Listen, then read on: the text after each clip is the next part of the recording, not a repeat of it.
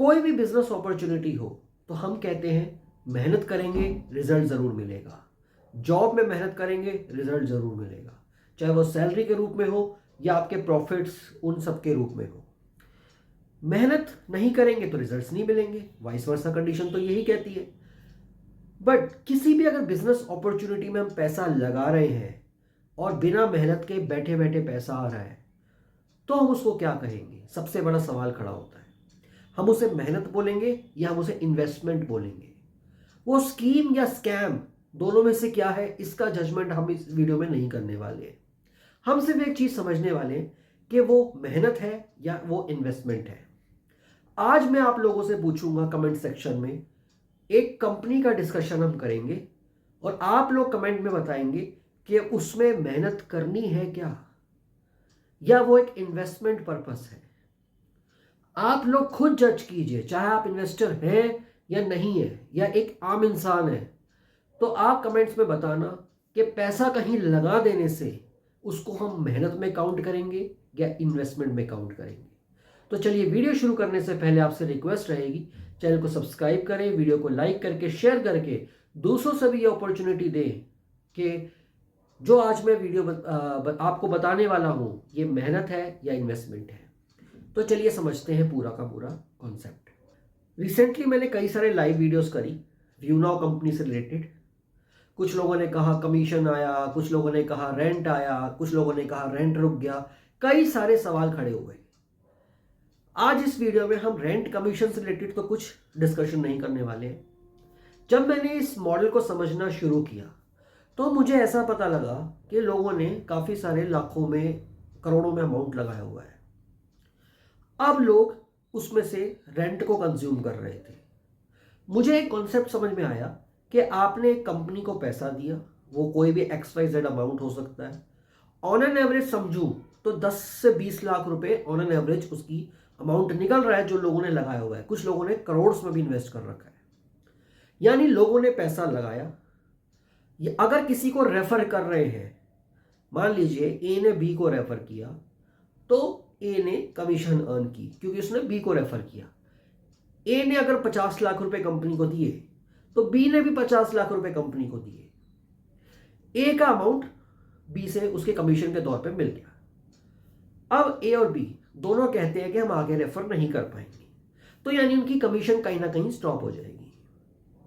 अब as per company policy, जो मुझे लोगों के द्वारा और सब डिटेलिंग स्टडी करने के बाद समझ में आई, लोगों ने बताया कि 10 साल तक का आपके अमाउंट के अगेंस्ट आपको रेंट मिलेगा, उसके बाद कुछ नहीं मिलने वाला है। अब अगर आपको घर बैठे बैठे रेंट मिल रहा है पर मंथ का, आप कुछ भी उसकी परसेंटेज के हिसाब से लगा सकते हैं। मान लेते हैं हम 1 लाख रुपए पर मंथ का रेंट लगाते हैं कि हमें 1 लाख रुपए हर महीने का हमारा रेंट आ रहा है। हमारे 50 लाख रुपए हमने लगाए, 1 लाख रुपए महीना रेंट आ रहा है। अब 50 लाख को कंज्यूम करने के लिए, पूरे करने के लिए हमें 50 महीने चाहिए। अब लोग कहते हैं जी 6 साल हो गए कंपनी को चलते हुए, कुछ कहते हैं जी 5 साल हो गए, कोई कहता है 7 साल हो गए। सबके अलग अलग रणनीतियां होती हैं, गीत होते हैं कि एक्चुअल फैक्ट्स कोई नहीं देखता, बट अपनी अपनी नॉलेज के हिसाब से लोगों ने 5 साल, 6 साल, 10 साल, 20 साल, कुछ ना कुछ बोलना शुरू कर दिया। अब जिसका रेंट आ रहा था वो अपने रेंट को, अपने प्रिंसिपल अमाउंट को जो उसने कंपनी में लगाया था, उसका पैसा उसको रिटर्न मिल गया। वहां तक तो सब ठीक था। अभी कुछ महीनों से, 3-4 महीनों से रेंट आना बंद हो गया। अब जो नए इन्वेस्टर है, सबसे ज्यादा तकलीफ होगी उनको, क्योंकि उनका जो अमाउंट लगा हुआ है कंपनी में इन्वेस्टमेंट के तौर पे, वो बहुत ज्यादा अमाउंट लगा हुआ है। जैसे जैसे कंपनी ने ग्रो किया वहां पे इन्वेस्टमेंट भी बढ़ती गई, यानी वो पैसा जो लगा रहे थे वो भी पार्टिकल्स के हिसाब से बढ़ता गया। तो जो पहले वाले लोग थे जिन्होंने 3-4-5 साल पहले ज्वाइन किया होगा, उनका तो अपना कंप्लीट हो चुका है, वो तो प्रॉफिट्स ही अर्न कर रहे थे। रिसेंट इन्वेस्टर्स का क्या हुआ? उनका अमाउंट कहीं ना कहीं अभी स्टक हो गया, क्योंकि ना वो किसी को रेफर कर पा रहे हैं और ना वो रेंट अर्न कर पा रहे हैं। अब मैं आपसे पूछना चाहता हूं, अगर आप किसी कंपनी में भी, कोई भी कंपनी हो, उसमें 3 लाख, 4 लाख, 5 लाख, 10 लाख, एक्स अमाउंट कुछ भी लगा रहे हैं और पर मंथ का रेंट आपको मिल रहा है, तो इसको आप मेहनत बोलेंगे कि इन्वेस्टमेंट बोलेंगे? मेरी टर्म में तो ये इन्वेस्टमेंट है। अब इसको लीगल है या नहीं है, इलीगल, ये मेरे हाथ में नहीं है। एज पर कंपनी अगर जो पॉलिसीज हैं वो कहती है हम रेंट दे रहे हैं आपके किसी लीज बैक मॉडल के हिसाब से, कंपनी के लिए रजिस्ट्रेशन है, सब कुछ उसने करा है गवर्नमेंट ऑफ इंडिया के पास, और वहां पे उसने अपने जो भी पेपर्स दिए हुए हैं सब कुछ उसके बेसिस पे, उनको पैन कार्ड सब कुछ इशूड है, उसके बेसिस पे वो रेंट सबको दे रहा था। अब जो भी कुछ अभी पिछले 3-4 महीने में हुआ, उनके रेंट रुके, चाहे वो ईडी की इन्वेस्टिगेशंस हो, कोर्ट केसेस हो, जो भी कुछ रहा हो, उसका फैसला तो चलो आ जाएगा कुछ टाइम में। बट इशू खड़ा होता है जो नए इन्वेस्टर्स थे जिनका पैसा अभी लग के रुक गया है, वो इसके ऊपर क्या कहते हैं, कमेंट सेक्शन में जरूर बताना। कोर्ट का फैसला अगर नहीं आता अगले 6 महीने तक, तो आप लोगों का क्या आगे सजेशन रहेगा या क्या पॉलिसीज करेंगे, वो चीज में अभी हम नहीं पढ़ते हैं। अभी डिस्कस करते हैं कि जो पैसा आपने लगाया किसी भी कंपनी में और आपको रेंट के बेसिस पे आपने वो उसमें लगा के छोड़ दिया कि पर मंथ आपको रेंट मिलेगा। अब आप सोचिए कोई भी ऐसा मॉडल होगा जो आपको पैसा लगा के पर मंथ का रेंट दे रहा है, आप उसको मेहनत समझेंगे या आप उसको इन्वेस्टमेंट समझेंगे? ये सवाल अभी समझना बहुत ज़रूरी है। ये अभी के लिए नहीं, फ्यूचर के लिए ज़रूरी है। क्योंकि जो इंसान कहीं पैसे लगा रहा है वो आगे भी बिजनेस अपॉर्चुनिटीज़ को ज़रूर ढूंढेगा। चाहे उसको लगता होगा कि मेरा पैसा यहाँ पे पता नहीं बनेगा नहीं बनेगा, वो अभी कंफ्यूजन की स्टेट हो बेशक, मगर आगे के लिए वो इन्वेस्टमेंट वो और भी रास्ते ढूंढने की कोशिश करेगा, तब वो वहाँ पे पैसा लगाने की कोशिश करेगा, किसी और कंपनी में लगाएगा।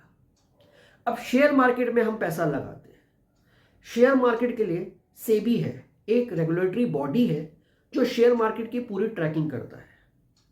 कहीं ना कहीं पास्ट में बहुत सारे स्कैम खड़े हुए शेयर मार्केट से रिलेटेड, तो एक बॉडी बनाई गई, रेगुलेटरी अथॉरिटी बनाई गई जो उसको पूरा चेक करती है।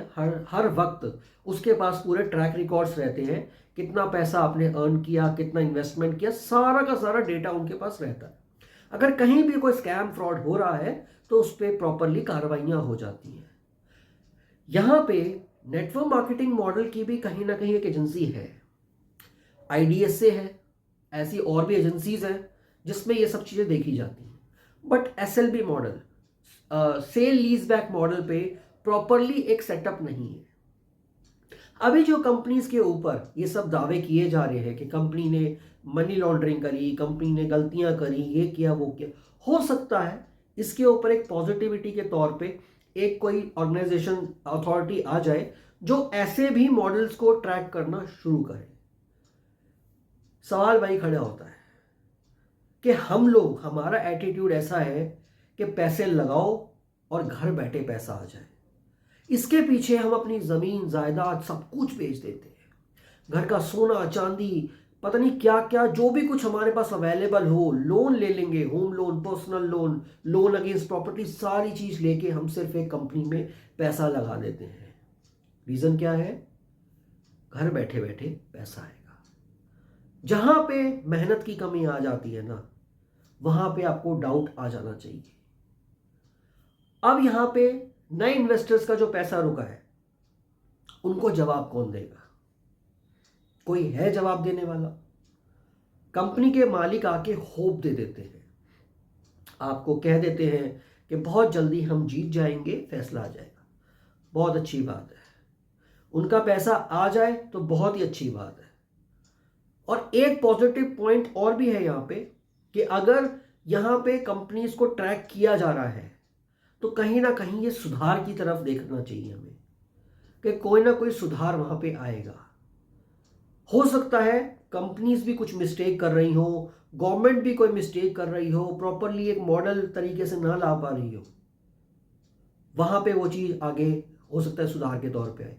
बट 1% वर्स सिचुएशन लेके चलते हैं, अगर वो ओपन नहीं हुआ, रेंट आने स्टार्ट नहीं हुए, उस कंडीशन में क्या होगा? कौन उनको जवाब देगा? लोगों ने तो अपना पैसा लगा रखा है, उनका पैसा कौन रिटर्न करेगा? सबसे बड़ा सवाल यहां का फिर से खड़ा हो गया। मेहनत और इन्वेस्टमेंट में हमने इन्वेस्टमेंट को चुना, क्योंकि हमें दिख रहा था पैसा लगा के हमारे पास पर मंथ का रेंट आएगा। हमने कोई चीज खरीद ली है जिसके बेसिस पे हमें रेंट मिलेगा। हमने मेहनत का रास्ता नहीं चूज किया। अब क्या होगा? सवाल आपके सामने है। आप लोगों का पैसा है, आप लोगों की समझ है। आगे क्या करना है ये आपको रास्ता चूज करना है। कितना वेट करना चाहते हो ये आपकी चॉइस है। क्या करना चाहते हो ये आपकी चॉइस है। यहां पे सिर्फ मैं आपसे पूछना चाहता हूं, आज की इस वीडियो के बाद आपको ये डिसाइड करना है कि हमें मेहनत का रास्ता लाइफ में चूज करना है या इन्वेस्टमेंट का चूज करना है। Wish you all the best. Bye, take care.